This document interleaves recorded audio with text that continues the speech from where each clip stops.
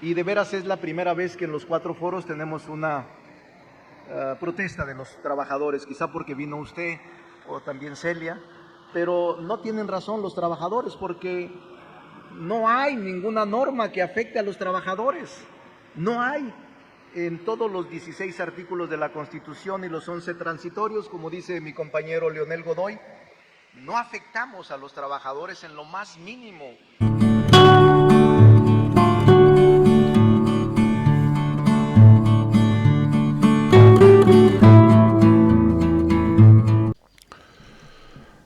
Ayer se llevó a cabo el 4º foro de los diálogos de la reforma al Poder Judicial. Ahí el senador Ricardo Monreal, presidente de la Junta de Coordinación Política, afirma que el Poder Judicial ha asumido un papel que rebasa sus facultades constitucionales y trastoca la labor del Legislativo y el Ejecutivo.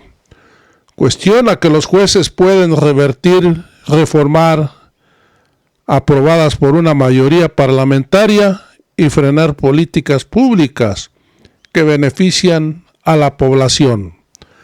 Señala que la mejor vacuna contra la criptocracia es la elección popular de jueces, magistrados y ministros, a fin de que compartan la misma fuente de legitimidad que los otros 2 poderes de la Unión, el voto ciudadano. Lo anterior durante los diálogos nacionales para la reforma constitucional del Poder Judicial con el tema división de poderes, medidas legales y constitucionales. Y también le hace un reclamo a la Suprema Corte de Justicia de la Nación, ya que llevaron a manifestarse a trabajadores del Poder Judicial, siendo que no se les va a tocar ninguno de sus derechos laborales, ni sus sueldos. Amigos, vamos a escuchar al senador Ricardo Monreal de Morena. Senador. Muchas gracias. Saludo con respeto y aprecio a los poderes de la República y a los poderes del Estado. Al gobernador Rutilio, muchas gracias por su anfitrionía.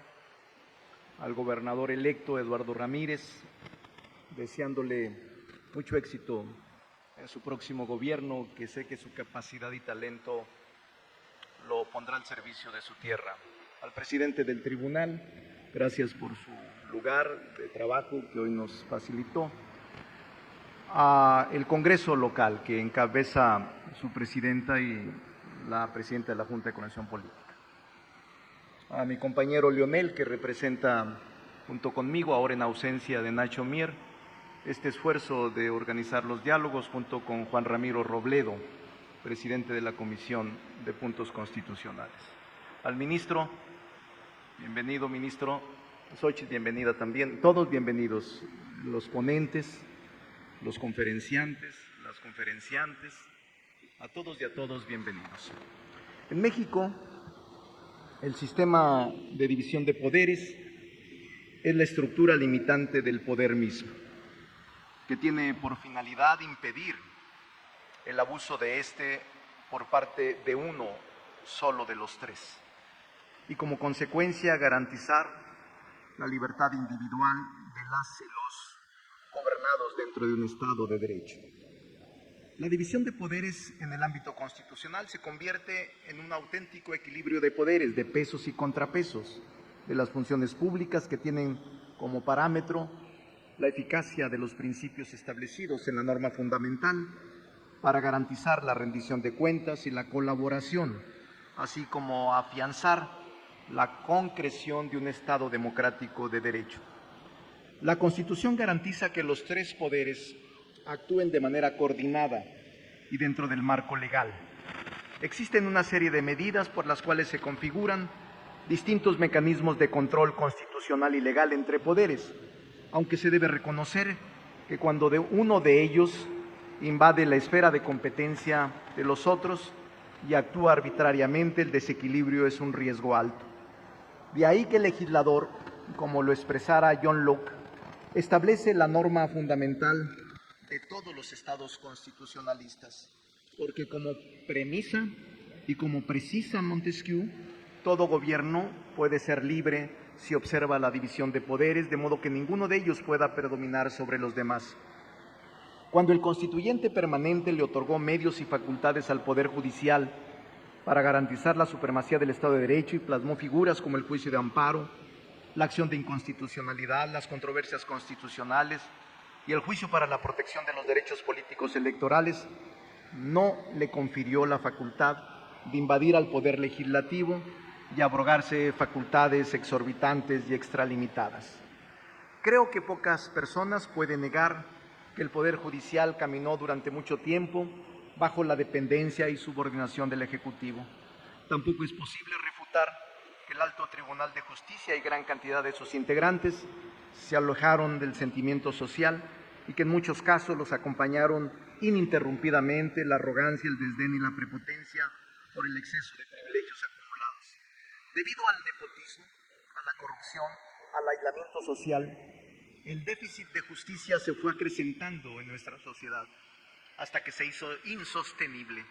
De ahí proviene la necesidad de que este ejercicio de diálogo resulte afortunado.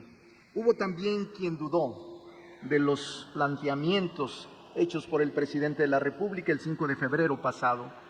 El licenciado López Obrador presentó un proceso de transformación profunda de las instituciones a través de 20 iniciativas, un paquete legislativo de trascendencia que presentó ante la Cámara de Diputados como Cámara de Origen. En fechas recientes, el Poder Judicial ha tomado decisiones y actuando de manera tal que se plantea interrogantes sobre su interferencia e intromisión en las funciones principales del Poder Legislativo y del Poder Ejecutivo, visibilizando la necesidad de un cambio de paradigma en los mecanismos de selección de los jueces y magistrados y ministros, así como de su organización y funcionamiento. El Poder Judicial asumió un papel que rebasa sus facultades constitucionales y trastoca la labor del Legislativo y del propio Ejecutivo. Anula decisiones de otros poderes, alegando vicios en el procedimiento, desencadena una lucha de interpretaciones en la sociedad y una percepción de desequilibrio en la división de poderes. No solo invade competencias, sino que también influye de manera directa en la creación, ejecución y suspensión de políticas públicas y leyes, así como en la elección de personas para cargos públicos. Por eso tenemos el mandato de imponer límites antes de que sea demasiado tarde. Y este órgano de justicia no debemos permitir que se convierta en un auténtico supremo poder conservador y que se sitúe por encima de los otros poderes. Aún que me viene a la mente esta figura que en el pasado ha existido en algunos lugares del mundo, precisamente la critocracia o dictadura judicial. La critocracia es el gobierno de los jueces, también conocida como critarquía o dictadura judicial. Se origina de los vocablos griegos crica, juzgar, krates, poder. Es una forma de gobierno en la cual los poderes legislativo y ejecutivo quedan neutralizados, supeditados, sometidos a los criterios de interpretación y aplicación de la ley por parte del juzgador, cuya fuente de legitimidad es la meritocracia burocrática y no electiva y popular. La critocracia es producto de una desviación o malformación de la división de poderes, en la que el principio de equilibrio y moderación entre las ramas del gobierno es alterado por la concentración, invasión o intromisión del Poder Judicial en el funcionamiento de los otros dos. Sí, existen malformaciones también en la concentración del poder en el Ejecutivo, la autarquía, pero también existe la dictadura parlamentaria y también la dictadura judicial. Ninguna de ellas es deseable. Según se excedan sus facultades, el legislativo tiene la obligación de actuar. El gobierno de jueces más famoso de la historia es el gran Sanedrín, que juzgó y condenó a Jesús a morir en la cruz. Fue una decisión legal, pero no legítima. Incluso a tal grado que Poncio Pilatos tuvo que lavarse las manos. Desde entonces sabemos que la critocracia es una mala solución a las contradicciones permanentes entre derecho, justicia, legalidad y legitimidad, la tribuna judicial y la plaza pública. No es nuevo. Ya en el 2023, Israel y otros países estaban inmersos en un debate sobre los alcances de la judicatura en términos similares al que estamos viviendo en México. ¿Puede un juez revertir una reforma aprobada por la mayoría parlamentaria y hasta decirles en qué términos debe legislar? ¿Puede un juez sustituir la función del legislador? ¿Puede un juez frenar políticas públicas en beneficio colectivo? Esa y otras cosas se debaten a nivel internacional.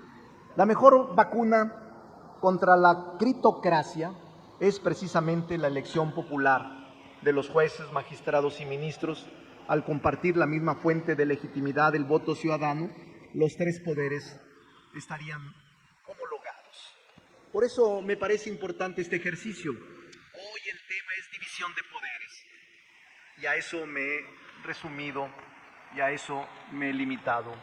Por eso, cuando ayer escuché, ministro Lainez, a la ministra presidenta de exigir o plantear un diálogo al presidente de la República en funciones, al licenciado López Obrador, y a la presidenta virtual, Claudia Sheinbaum, ella omitió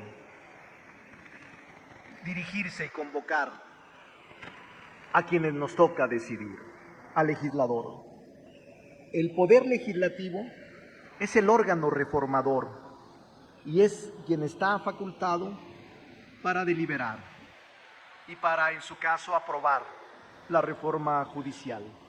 El presidente de la República, al presentar la iniciativa, concluyó y agotó su facultad. La presidenta virtual habrá de conducir al país y el legislador ordinario y órgano reformador hará la puntualización en la norma jurídica concreta y habrá de decidir estos y otros temas que hoy estamos dialogando. Pero el diálogo aquí está.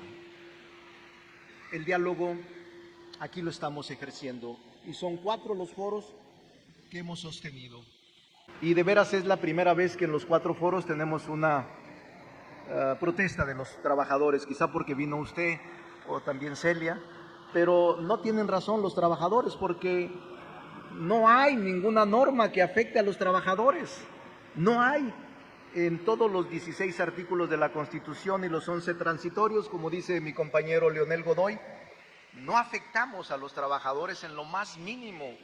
Es un tema de mucho más relevancia y importancia, pero finalmente les expresamos nuestros respetos a los trabajadores del Poder Judicial. No hay ningún problema de que se manifiesten, aunque hay que aclararles lo que está pasando. Gracias y buenas tardes.